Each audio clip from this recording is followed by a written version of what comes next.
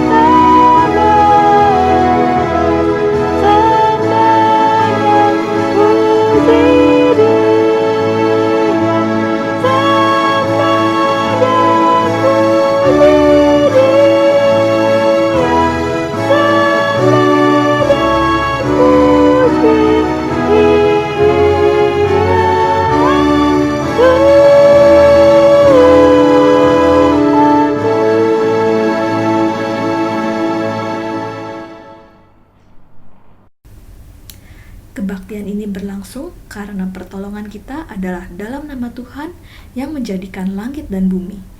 Kasih setianya tetap untuk selama-lamanya.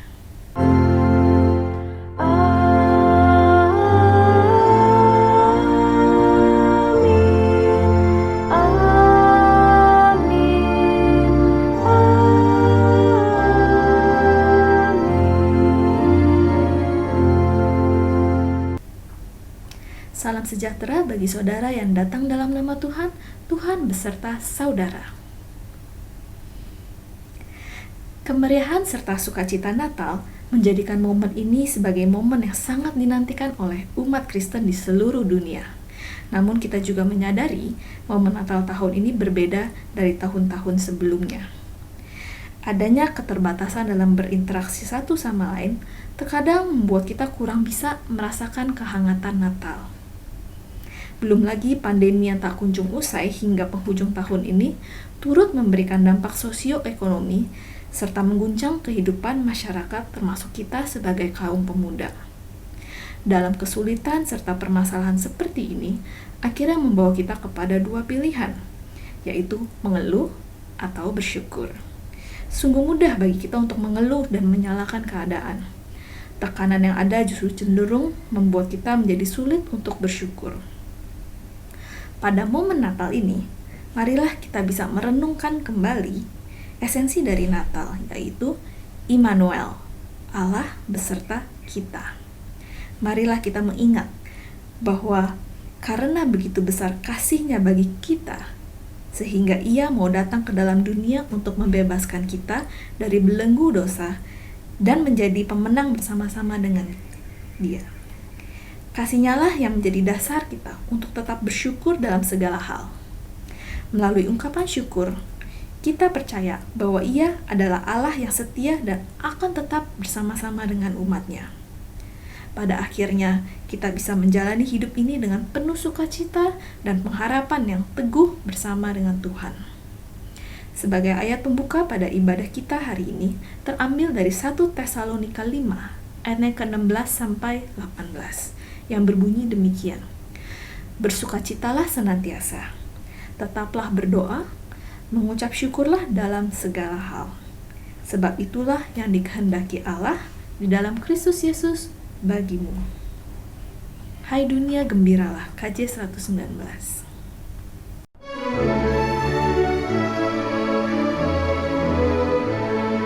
Hai dunia, gembiralah dan sambut rajamu di hatimu.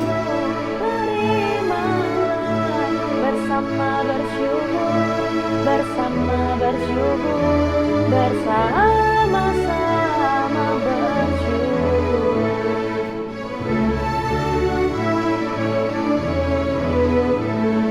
Hai dunia, elukanlah rajamu penebus.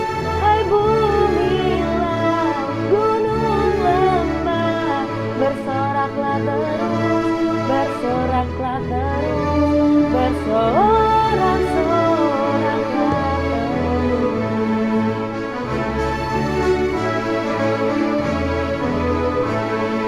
Dialah Raja semesta, besar dan mulia, masyurkanlah, hai dunia, besar anugerahnya, besar anugerahnya, besar anugerahnya.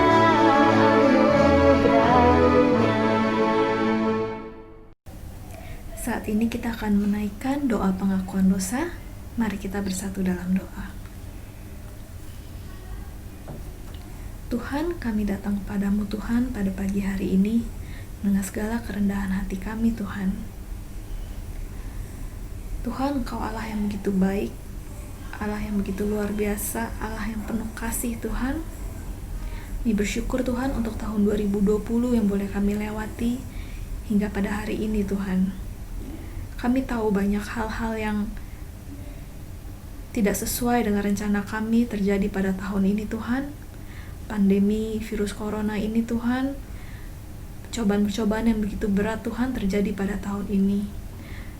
Kami seringkali mengeluh Tuhan. Mungkin ada sebagian dari kami yang kehilangan pekerjaan, sebagian dari kami yang kehilangan penghasilan, mungkin ada sebagian dari kami yang sudah berencana namun tidak bisa merealisasikannya. Mungkin ada sebagian dari kami yang kehilangan orang-orang yang kami kenal maupun yang kami kasihi. Itu banyak hal-hal yang menyedihkan dan menyakitkan Tuhan mungkin terjadi pada tahun ini. Tuhan, seringkali kami bersungut-sungut, mengeluh, kecewa Tuhan atas apa yang terjadi. Kami seringkali melupakan dan menyalahkan Engkau Tuhan di dalam kehidupan kami yang mungkin berat Tuhan pada tahun ini. Ampuni kami ya Tuhan. Ampuni segala yang kami lakukan yang mungkin tidak seturut dengan kehendak-Mu.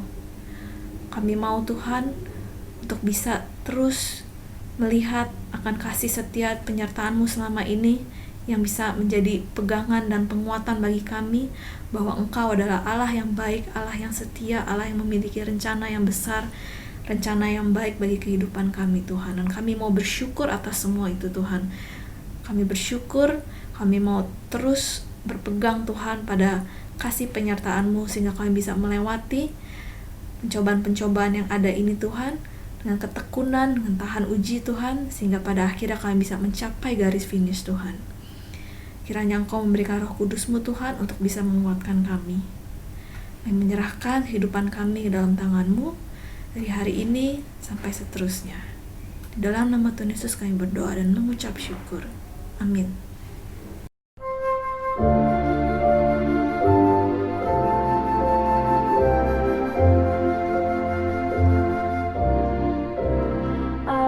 Ajaib benar anugerah pembaru hidupku. Ku hilang buta bercela, olehnya ku sembuh.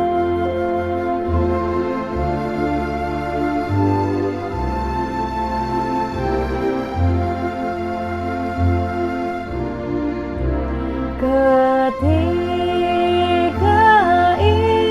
insyafku cemas, sekarang ku lega.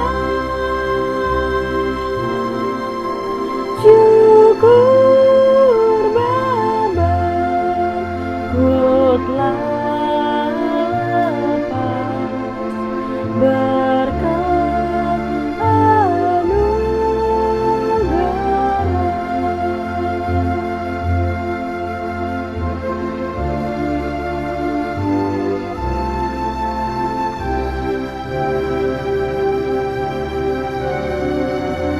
di jurang yang panjang, jerat terancam jiwaku. Anugerah-Ku pegang erat dan amanku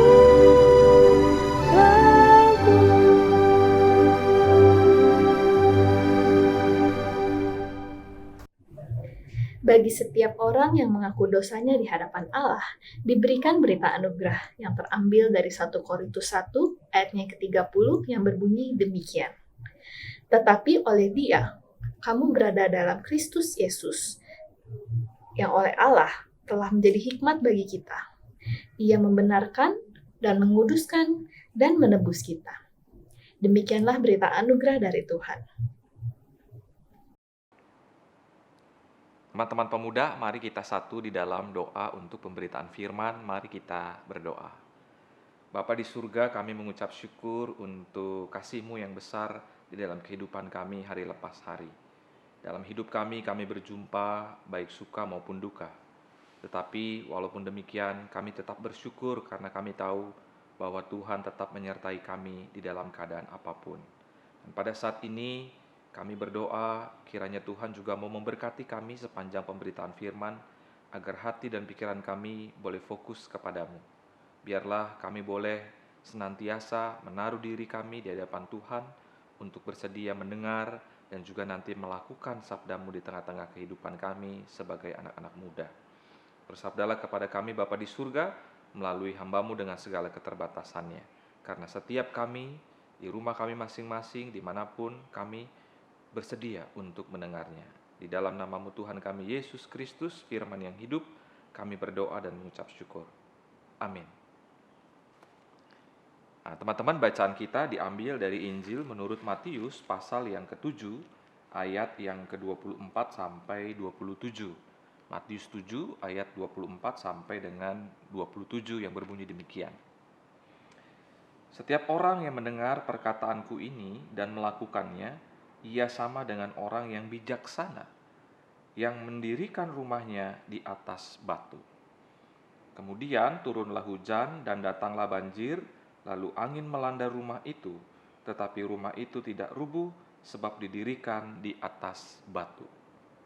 Tetapi setiap orang yang mendengar perkataanku ini dan tidak melakukannya, ia sama dengan orang yang bodoh yang mendirikan rumahnya di atas pasir. Kemudian turunlah hujan dan datanglah banjir, lalu angin melanda rumah itu, sehingga rubuhlah rumah itu dan hebatlah kerusakannya. Demikianlah Injil Yesus Kristus, yang berbahagialah mereka yang mendengar dan yang memeliharanya.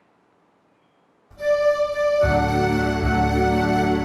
haleluya,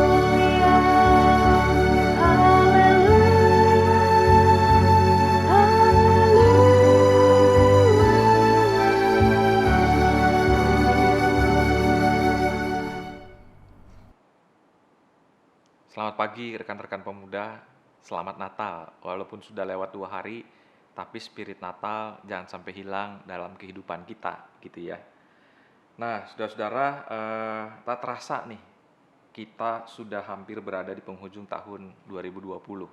Tinggal beberapa hari lagi, kita akhirnya menuju di tahun 2021 gitu ya.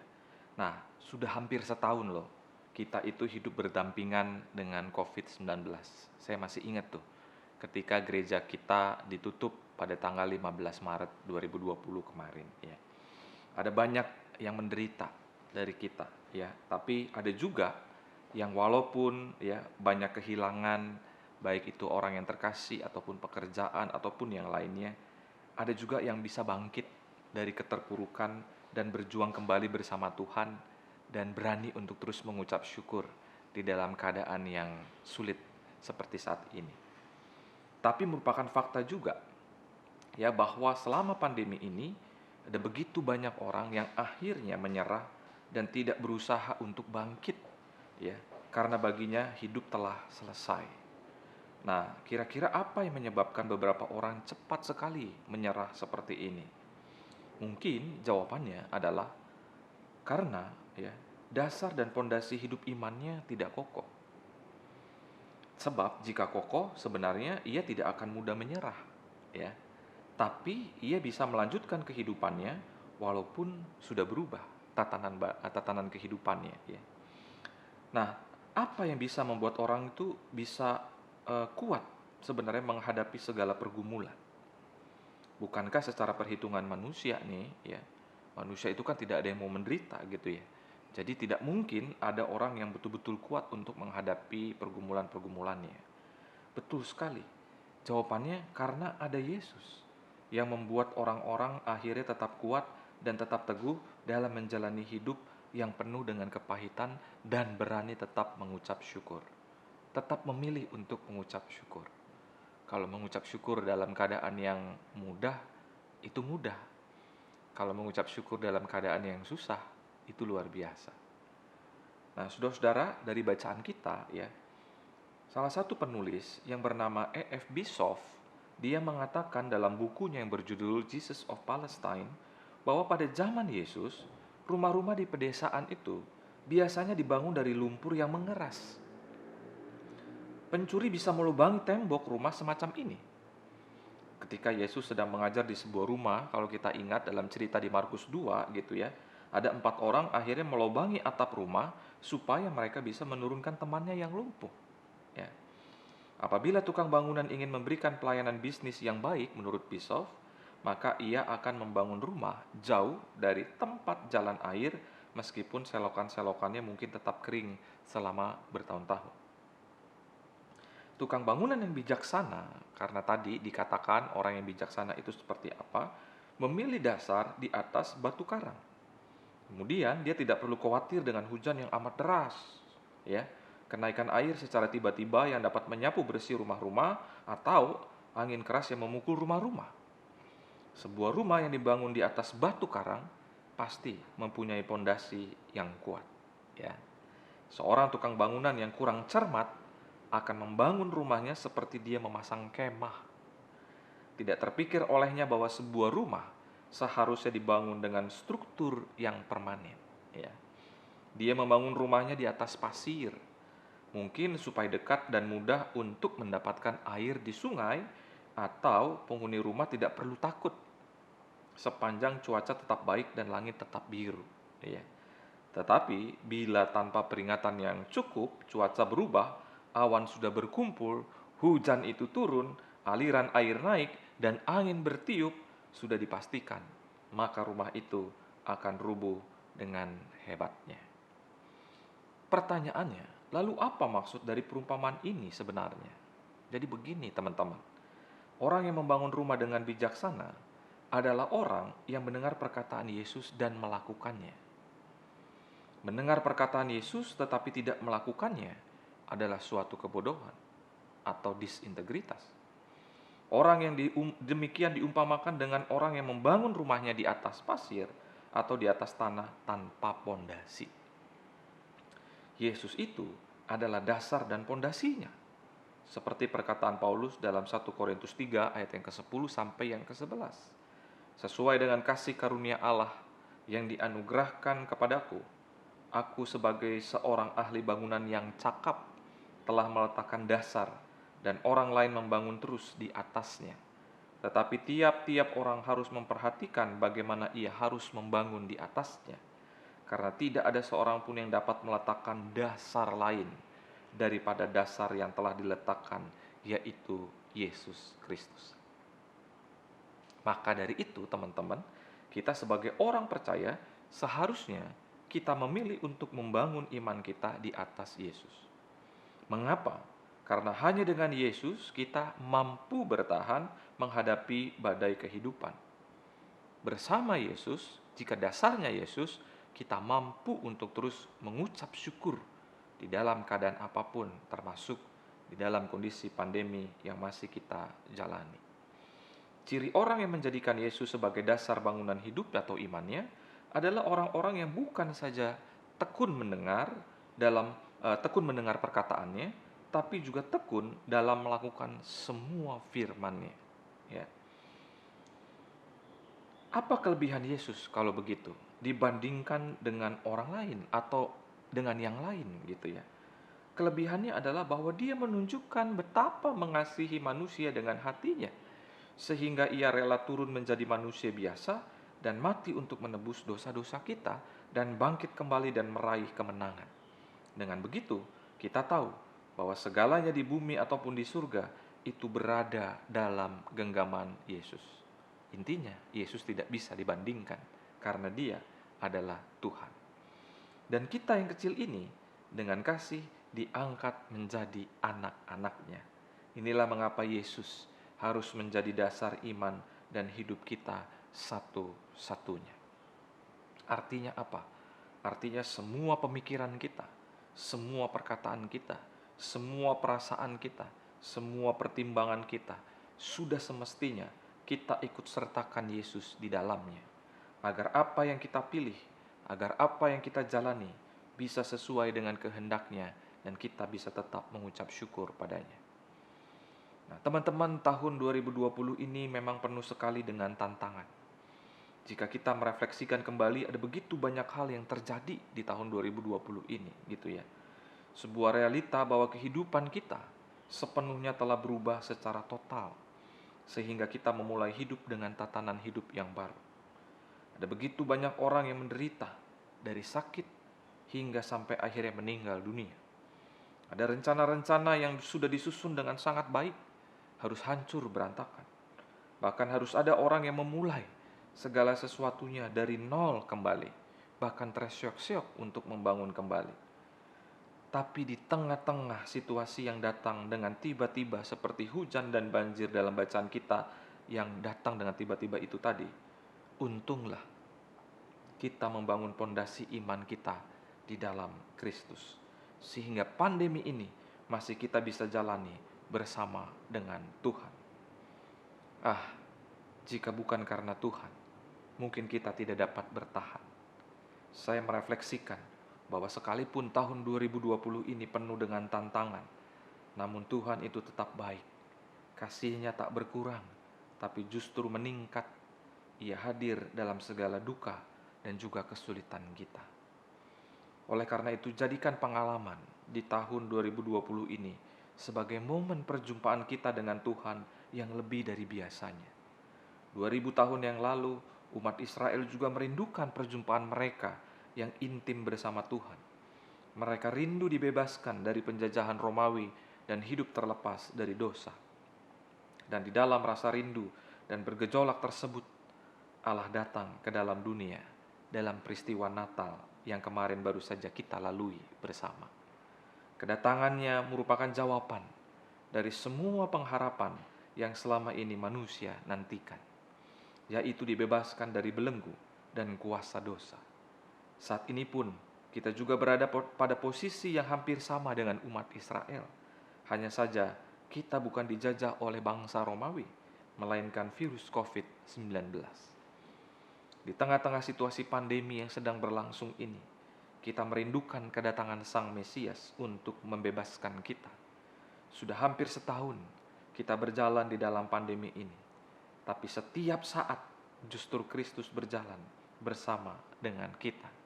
Kelahirannya merupakan jawaban dari setiap kerinduan dan pengharapan kita untuk dibebaskan. Tentunya, hal tersebut terjadi jika kita memilih Yesus dan menjadikan Dia satu-satunya sebagai penyelamat dan dasar dan juga jalan keluar dari setiap persoalan. Yang kita perlukan pada saat ini adalah untuk menjadikan Dia sebagai dasar dan pondasi yang kuat dengan mengasihi Dia sepenuh hati, sepenuh jiwa, sepenuh kekuatan kita, sepenuh akal budi kita. Firman-Nya itu juga yang kita dengar dan wujud nyatakan dalam hidup kita, kita harus lakukan dengan penuh ketaatan. Dan yang terakhir adalah, jangan pernah lupa dan berhenti untuk terus bersyukur atas semua yang terjadi, baik suka dan duka, kepada Tuhan. Mengapa kita harus bersyukur? Karena dengan bersyukur, itu tandanya kita menghargai pribadi yang menjadi dasar dan pondasi hidup kita. Bagaimana cara hidup bersyukur itu? Kita akan punya mental kelimpahan dan bukan kekurangan. Kita akan rajin memberi. Kita akan menerima apa yang kita terima dengan tulus dan ikhlas. Apapun yang kita kerjakan, kita lakukan dengan sebaik-baiknya karena kita tahu bahwa Allah telah memberi kepada kita. Ingat satu hal, Dia telah lahir di Bethlehem, tapi Dia juga telah lahir di dalam hati kita. Jangan biarkan Dia kedinginan. Jadikan hati kita kain lampin, sehingga Ia bisa tetap hangat. Bukankah merupakan kekuatan dan sukacita jika kita bisa melihat Tuhan tersenyum bahagia karena kita datang kepadanya dengan tulus dan penuh iman. Bersyukurlah karena Dia datang untuk membebaskan dan menyelamatkan kita dari dosa. Caranya adalah menjadikan diri kita sebagai persembahan yang hidup, yang kudus, dan yang berkenan kepada Allah. Bukankah orang Majus dan para gembala datang dengan membawa persembahan untuk Yesus kita yang tercinta? Selamat Natal untuk kita semua. Selamat untuk tetap berdiri teguh pada Kristus. Selamat untuk terus menghidupi dengan cara bersyukur dari pola hidup kita. Kiranya apapun pergumulan yang pemuda dan pemudi rasakan tidak menghilangkan rasa kasih kita kepada Kristus. Tuhan Yesus memberkati kita sekalian. Amin.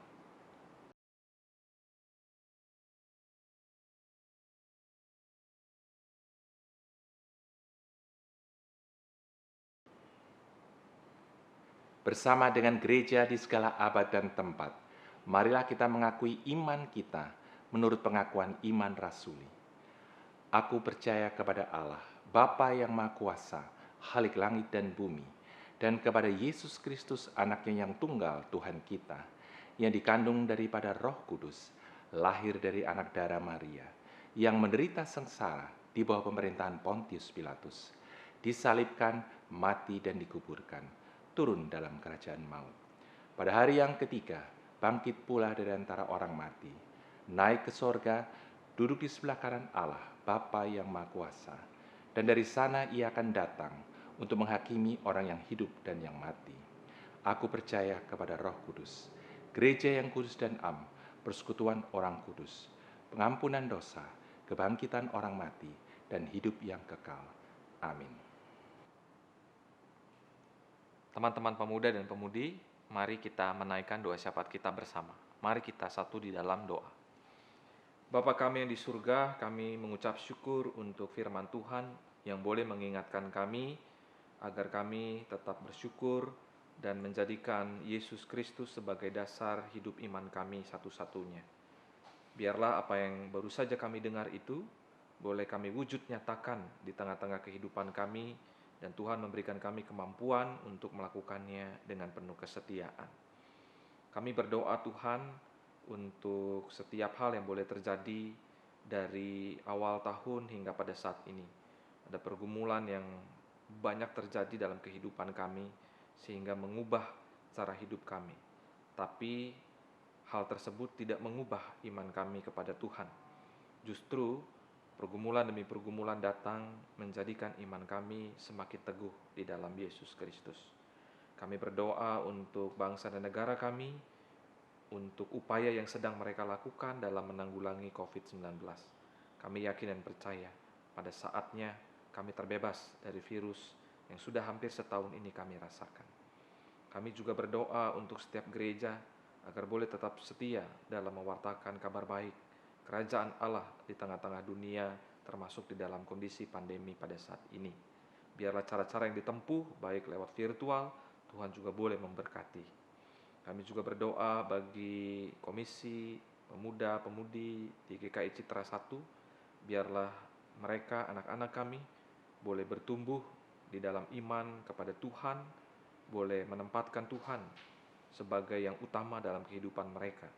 Berkati dalam pekerjaan yang mereka lakukan, dalam kehidupan keluarga, pekerjaan, studi, apapun yang mereka sedang tempuh, Tuhan mau hadir bersama dengan mereka, dan biarlah mereka juga boleh terus bergairah dalam memberi diri kepada Tuhan dan juga memberi diri dalam pelayanan dengan sebaik-baiknya. Kami juga berdoa bagi mereka yang sedang sakit, Tuhan boleh sembuhkan dan pulihkan. Berdoa bagi mereka yang masih mencari pasangan hidup, Tuhan mau memberikan kesabaran dan terus pengharapan di dalam Engkau. Kami juga berdoa Tuhan bahwa beberapa hari lagi kami akan menyambut tahun yang baru. Tuhan siapkan hati kami, dan biarlah kami boleh berefleksi, kami boleh menghitung bagaimana cara Tuhan yang unik yang terjadi dalam kehidupan kami hampir setahun yang lalu ini. Semuanya itu terjadi karena cinta kasih Tuhan. Dan biarlah kami boleh menyambut nanti tahun yang baru dengan juga penuh gairah dan tahu bahwa Tuhan selalu ada bersama dengan kami. Terima kasih Tuhan untuk segala sesuatunya yang boleh terjadi. Inilah doa kami yang jauh dari sempurna. Hanya di dalam nama Tuhan kami Yesus Kristus, kami berdoa dan mengucap syukur. Amin. Rekan-rekan pemuda, marilah kita memberikan persembahan kita sebagai ungkapan syukur atas kasih karunia yang telah dikaruniakan Tuhan kepada kita. Sambil mengingat firman Tuhan dari Roma 12 ayat 1 yang menyatakan demikian. Karena itu saudara-saudara, demi kemurahan Allah, aku menasehatkan kamu supaya kamu mempersembahkan tubuhmu sebagai persembahan yang hidup, yang kudus, dan yang berkenan kepada Allah. Itu adalah ibadahmu yang sejati.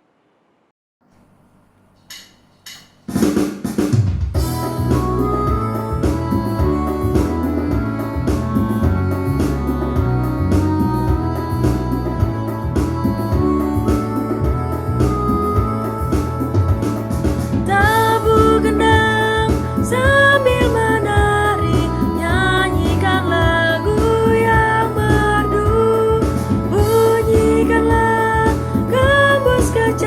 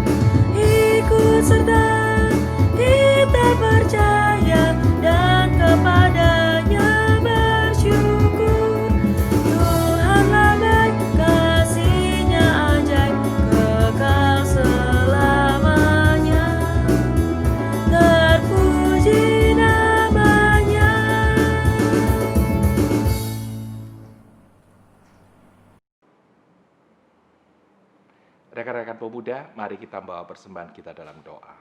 Mari kita berdoa. Allah yang Maha Baik, kami sungguh bersyukur karena Engkau tetap setia memberkati dan menyertai kami di sepanjang hidup kami. Saat ini kami datang ke hadapan Tuhan untuk membawa persembahan kami. Tuhan, kuduskan persembahan kami, agar persembahan kami ini dapat digunakan untuk memuliakan nama Tuhan. Tuhan, tolong berikan kami hikmat untuk selalu memberikan yang terbaik dalam hidup kami, karena Engkau sendiri telah menebus dosa kami di atas kayu salib. Hanya di dalam nama Tuhan Yesus Kristus kami berdoa dan mengucap syukur. Amin.